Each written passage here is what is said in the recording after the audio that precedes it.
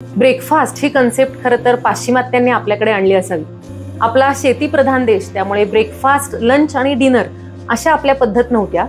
सकाळी 9 ते 10च्या सुमारास जेवून जाणे आणि पुन्हा संध्याकाळी सूर्यास्ताच्या सुमारास जेवणे ही भारतीय पद्धत असावी। अर्थात सरसकट सगळेच नियम प्रत्येकाला लागू होत नाहीत।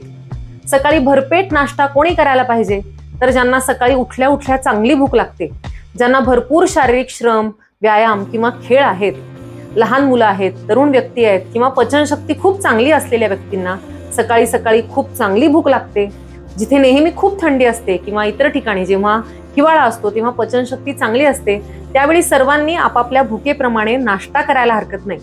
आता नाश्ता अजिबात स्किप करायचा नाही असं बरेच डायटिशियन किंवा न्यूट्रिशनिस्ट सांगत असतात, पण त्यासाठी या महत्त्वाच्या अटी लक्षात ठेवल्या पाहिजे।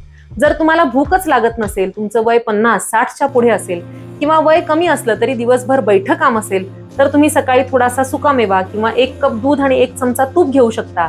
पोहे, उपीट, वडा, इडली, सांबर असा नाश्ता करायची गरज नाही। असं साधारण थोडा सुकामेवा खाल्ल्यानंतर 10 वाजता शरीरातला पित्ताचा काळ सुरू होतो, त्यावेळी चांगली भूक लागते। अशा वेळी तुम्ही दिवसातलं मुख्य जेवण घेऊ शकता, म्हणजे भाकरी, पोळी, भाजी, वरण, भात इत्यादी। 2 वाजेपर्यंत शरीरातला पित्तदोष पीकवर असतो, प्रधान असतो, त्यामुळे हे जेवण चांगलं पचतं आणि शरीराला आवश्यक ते सगळं न्यूट्रिशन या जेवणातून मिळतं।